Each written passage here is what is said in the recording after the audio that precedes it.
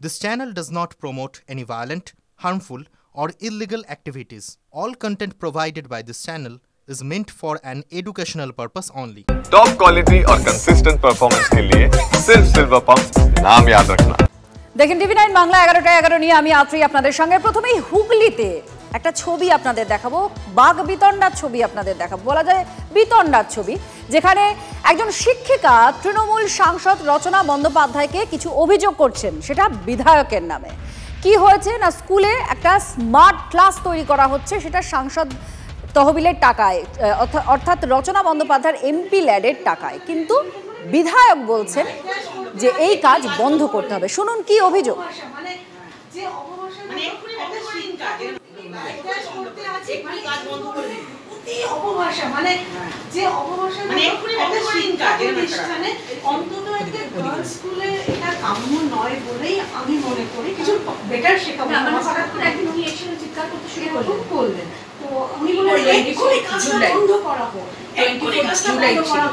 কে কাজ করতে বলেছে, কারণ মোদি নিয়ে কাজ হচ্ছে, ঠিক আমি জানলাম না কেন। হ্যাঁ, আমি তো একক সিদ্ধান্তে কাজটা বন্ধ করতে পারবো না, মুখের কথা তো বন্ধ করতে পারবো না, তাহলে আমি রেজলিউশন করি। আমি সাথে সাথে সুভাষিস থেকে বললাম তাহলে আমি রেজলিউশন করে আমি খাতা। এখানকার বিধায়ক হচ্ছে অসিত মজুমদার। অসিত মজুমদারের বিরুদ্ধেই শিক্ষিকার অভিযোগ যে এমপি ল্যাডের টাকায়, রচনা বন্দ্যোপাধ্যায় সাংসদ তহবিলের টাকায় যে স্মার্ট ক্লাস তৈরি করা হচ্ছে সেটা তিনি বন্ধ করার জন্য বলছেন। রচনা বন্দ্যোপাধ্যায় শিক্ষিকার কাছ থেকে বিধায়ক সম্পর্কে এই অভিযোগ পাওয়ার পর কি বলেছেন এবার শুনুন। তার পাশে আমি কিভাবে আমার সাংসদের তহবিল থেকে টাকা নিয়ে আমি কোথায় কি করব সেটা সম্পূর্ণ সেটা আমার ইচ্ছে, সেই ব্যাপারে কেউ কোনো বক্তব্য রাখতে পারে না। যতদিন আমি সাংসদ থাকবো ততদিন কাজ করবে। আমি রচনা ব্যানার্জি যে কথা দিয়ে গেলাম, কার কত দম আছে সে আমাকে আটকে দেখিয়ে দিই, যাকে জানানোর তাকে দরকার তাকেই আমি জানাবো। এবং আগামী দিনে যাতে এরকম ধরনের ঘটনা না হয় সেটাও নিশ্চয়ই আমরা দেখবো। এরকম ধরনের মন্তব্য করতে পারেন না, এরকম ধরনের কখনো মন্তব্য করতে পারেন না। আমি এটাকে স্ট্রংলি অবজেক্ট করি এবং এর শেষ আমি দেখি। আমি জানি না, তখন ওনার বয়স হয়ে গেছে, ওনার মাথা কাজ করছে না। বিধায়কের বয়স হয়ে গিয়েছে, তার মাথা কাজ করছে না, এই বক্তব্য রচনা বন্দ্যোপাধ্যায় অর্থাৎ সাংসদ। এবার বিধায়কের কাছে আমরা গিয়েছিলাম, তাকে যখন বলা হয় এই বিষয়টি, তিনি বলছেন কারো কোনো অভিযোগ থাকলে সেটা লিখিত আকারে থানায় জমা দিন। লিখিত থানায় জমা দিতে বলুন, এরকম যদি হয় উনি লিখিত থানায় জমা দিন। উনি স্তম্ভিত হয়ে গেছেন এই ঘটনা শুনে এবং উনি বলছেন আমি এফবির কথার উপরে কোনো কথা বলবো না, আমি যা বলার দলকে বলবো। শিক্ষিকা যদি কিছু অভিযোগ করেন, আমি ওই স্কুলের ম্যানেজিং কমিটির মেম্বার, যা বলার শিক্ষিকাকে বলবো। আমি ম্যানেজিং কমিটির মেম্বার। বালিকা বালি মন্দির স্কুলের অভিভাবকদের, ছাত্রদের দেখার দায়িত্ব আমার। বিধায়কের সাফ বক্তব্য আপনারা শুনলেন, আর এখানেই সেই প্রশ্নটাই উঠছে। শুধু প্রশ্ন নয়, বলা যায় এটা একেবারে দাঁড়ি চিহ্ন বসানো যেতে পারে। সেটা হচ্ছে বিধায়ক আর সাংসদের মধ্যে দ্বন্দ্ব যা প্রকাশ্যে এসেছে। বিজেপি কি বলছে এই নিয়ে? শাসক দলের বিধায়ক আর সাংসদের এই দ্বন্দ্বের মধ্যে পরে স্কুলে একটা ভালো কাজ হচ্ছিল, সেটা কি বন্ধ হয়ে যাবে? ঠিক কি ভবিষ্যৎ রয়েছে সেই প্রশ্ন যেমন থাকছে, আর বিজেপির তরফ থেকে কি বলা হচ্ছে, স্থানীয় বিজেপি নেতার প্রতিক্রিয়া শুনুন। এখানে এমপি এবং এমএলএর মধ্যে, টিএমসির এই দুজনের মধ্যে একটা দ্বন্দ্ব চলছে, একটা স্মার্ট ক্লাস করাকে কেন্দ্র করে। কিন্তু আসল দ্বন্দ্বটা কিন্তু আমরা দেখতে পাচ্ছি কি, যে এমপি এমএলএর মধ্যে দীর্ঘদিন ধরেই একটা তৃণমূলের যে গোষ্ঠী দ্বন্দ্ব সেগুলো চলছে এদের মধ্যে। এটা একটা কাটমানির বকরা নিয়ে হয়তো হতে পারে। এই যে এমপি এমএলএর দ্বন্দ্বের মধ্যে কিন্তু চুচুড়ার মানুষ কিন্তু নাগরিক পরিষেবা বা অন্যান্য সরকারি পরিষেবা থেকে কিন্তু তারা বঞ্চিত হচ্ছে।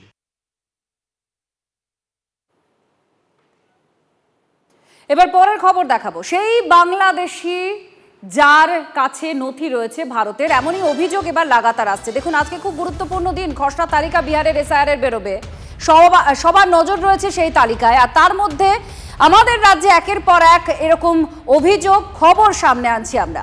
হিঙ্গলগঞ্জের এক মহিলাকে মা বানিয়ে ভোটার লিস্টে একজন বাংলাদেশি। উত্তর 24 পরগনার হিঙ্গলগঞ্জে আরও এক বাংলাদেশি অনুপ্রবেশকারীর হদিশ পাওয়া গিয়েছে।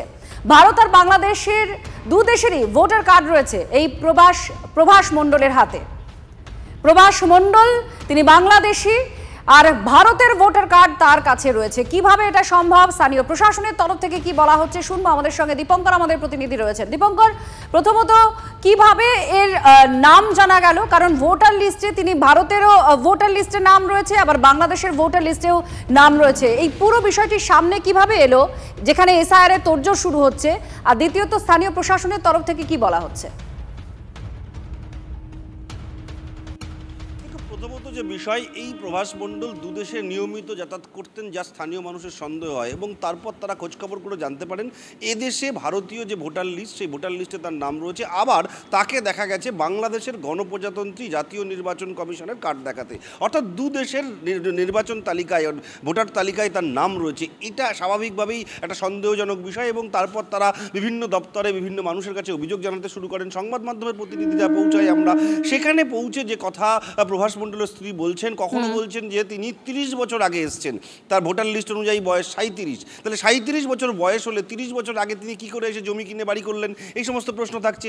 এবার যখন তার নাম পাওয়া যাচ্ছে প্রভাস মণ্ডলের আগে বাণী মণ্ডল, সেই বাণী মণ্ডল কে, তার বাড়ি কোথায়, তার সঙ্গে কিভাবে পরিচয়, এ সম্পর্কে প্রভাস মণ্ডলের স্ত্রী কিচ্ছু জানেন না। কিন্তু এই বাণী মণ্ডলের ছেলে হিসাবে প্রভাস মণ্ডলকে দেখা যাচ্ছে হিঙ্গলগঞ্জে রয়েছেন, অর্থাৎ হিঙ্গলগঞ্জের মা এবং সাতক্ষীরার ছেলে।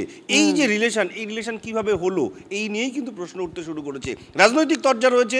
স্থানীয় বিধায়ক দেবেশ মণ্ডল তিনি স্পষ্ট বলছেন, এই কিভাবে কারা ভোটার লিস্টের নাম তুলবে তা দেখার দায় বিধায়কের নয়, নির্বাচন কমিশনের। নির্বাচন কমিশন কিভাবে নাম তুললো সেটা নির্বাচন কমিশনকে বলতে হবে, কিন্তু বিধায়ক গোটা বিষয়টা থেকে বেরিয়ে যেতে চাইছেন। উল্টো দিকে বিজেপির তরফে কিন্তু একটা কমপ্লেন রয়েছে যে এইভাবে স্থানীয় নেতৃত্ব বাংলাদেশের মানুষকে নিয়ে এসে এদেশে ভোটার বানিয়ে ভোট ব্যাংক হিসেবে ব্যবহার করছে। এই রাজনৈতিক তরজা যেমন রয়েছে, ঠিক আছে, এই রাজনৈতিক তরজার কথা আপনারা শুনছেন। এর আগেও একাধিক বাংলাদেশির নাম, যাদের কাছে সমস্ত ভারতের নথি রয়েছে, আধার, রেশন কার্ড, এই সমস্ত নথি কিভাবে তারা জোগাড় করছে সেই বিষয়টা যেমন খোঁজ করা হচ্ছে, রাজনৈতিক তরজাও চলছে। এক্ষেত্রেও এই রাজনৈতিক তরজা অব্যাহত। আর যার হদিশ পাওয়া গিয়েছে প্রভাস, তার স্ত্রীর তরফ থেকে কি বলা হচ্ছে শুনুন।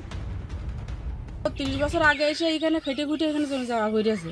হ্যাঁ, 30 বছর আগেই এসে আমার সাথে এখানে বিয়ে শাদী করেছে। 30 বছর আগে মানে কত সালে এসেছে? 30 বছর আগে মানে তার বয়স কত? তোমার আমি এবিরাট বয়স বলতে পারবো না। তাহলে বিনা মণ্ডলটাকে, যার মার পরিচয় দিয়ে ও ভোটার কার্ড হয়েছে, বিনা মণ্ডল ও মা যে মা হয়েছে, সে যে কোনো 30 বছর আগে যখন এই হলো, ছোটবেলা থেকে থাকতো তখন ব্ল্যাক করে, ব্ল্যাকের কাজ করে, ব্ল্যাকের কাজ টাজ কোনো কিছু করে না, কোনো ব্ল্যাকের কাজ টাজ করে না। কেউ কারোর ভালো কেউ চায় না। ও একটু কষ্ট করে খাইতে খুঁটে জমি দুক্ষণ করেছে। আমি বাচ্চা দুটো নিয়ে এখানে বসে খাচ্ছি। কিন্তু বাংলাদেশের থেকে দেশে এসে অবৈধভাবে, সেটা তো ঠিক না। বাংলাদেশের লোক শুধু আমার স্বামী একা এখানে, যার বয়স 37 বছর দেখাচ্ছে এখন কার্ডে, ভোটার কার্ডে 37 বছর দেখাচ্ছে। ছোটবেলায় চলে এলো। আর 30 বছরে এখানে এসে বাড়ি করেছে না, ও ছোটবেলায় চলে এলো এখানে 30 বছর আগে। আমি জানি, এইটাই এখানকার লোকজন বলছে 3 বছর আগে এসেছে। আপনার বিয়ে হয়েছে কত বছর আগে? আমার এই 18 বছর বিয়ে হয়েছে। এটা কি বৈধ? আপনি বৈধ মনে করছেন? না, বৈধ আমি মনে করতেছি না, আর এটা বলতেছি না যে এটা বৈধ। আপনার স্বামী কোথায় এখন? প্রভাস মণ্ডল কোথায়? কলকাতায় কি কাজ করে? ও তোমার ওই ব্যবসা করে। স্থানীয় বিজেপির নেতার তরফ থেকে বলা হচ্ছে যে এগুলো সম্পূর্ণ শাসক দলের ভোট ব্যাংকের জন্য জড়িয়ে রয়েছে শাসক দলের কর্মীরাই, এদের নাম ঢোকানো হচ্ছে ভোটার লিস্টে। কি বলা হচ্ছে শুনুন।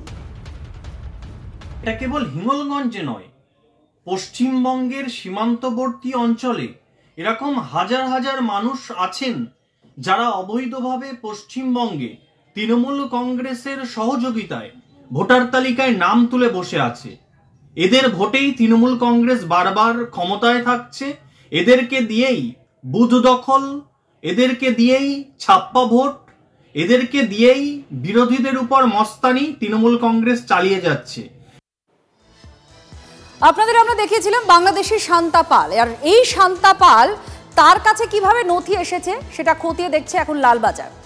এই শান্তা পালের সূত্র ধরে আরেক বাংলাদেশির খোঁজ পুলিশ পেয়েছে, আর সেখানেই সন্দেহটা আরো বাড়ছে।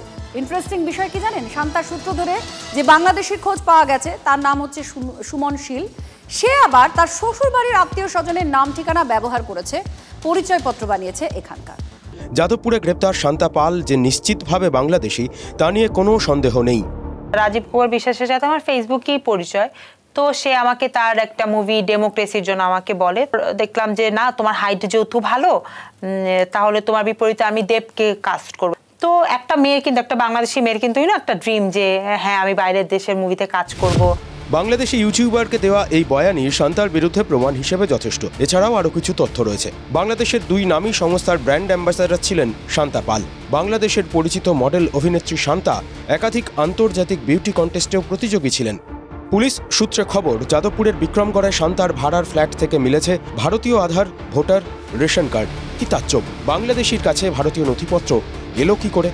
কোন নথির ভিত্তিতে আধার কার্ড পেয়েছিলেন শান্তা জানতে ইউআইডিএআই কর্তৃপক্ষের সঙ্গে যোগাযোগ করেছে লালবাজার। শান্তার ফ্ল্যাট থেকে মেলা ভোটার কার্ড বৈধ কিনা, কোন নথির ভিত্তিতে ভোটার কার্ড দেওয়া হয়েছিল তা জানতে নির্বাচন কমিশনে যোগাযোগ করেছে লালবাজার। শান্তার সূত্রেই হদিশ মিলেছে সুমন শীল নামে আরেক বাংলাদেশির। শান্তার মতোই একই সঙ্গে বাংলাদেশ ও ভারতের পরিচয়পত্র রয়েছে সুমনের কাছে। সরসুনার আনন্দনগরের ঠিকানায় তার আধার কার্ড, কিন্তু আদতে এই সুমন বাংলাদেশের পটুয়াখালীর নাগরিক। সরসুনার ঠিকানায় থাকেন সুমনের স্ত্রীর পিসি ও সুমনের স্ত্রীর ঠাকুমা। এখানে আইছিল 5-6 মাস হয়েছে। আচ্ছা, এখন কোথায় থাকে সুমন? জানি না, হয়তো বাড়িতে যে বাড়ি ভাড়া থাকতে রেখে থেকে কোথায় চলে গেছে। বাংলাদেশে বলছিলেন কি হয়েছে? ওই বাংলাদেশি আমার মেয়ের জামাই বাংলাদেশে যাইয়ে ওইখানেই ওই মেয়ের বিয়ে দেশে। আপনার নাতনি যে সে বাংলাদেশে গেল কি করে? ওর মা নিয়ে গেছে। ও বাংলাদেশি। আচ্ছা, বাংলাদেশি। এখানে কবে এসেছিল? ওই বললাম স্বামী শরীর খারাপ হয় তখনই দেখতে এসেছিল। শান্তা তাহলে একা নয়, তার সঙ্গে আরও কতজন এভাবে ভারতে ঢুকে জাল পরিচয়পত্র নিয়ে এদেশের অন্ন ধ্বংস করছে, তারই তদন্তে নেমেছে রাজ্যের পুলিশ।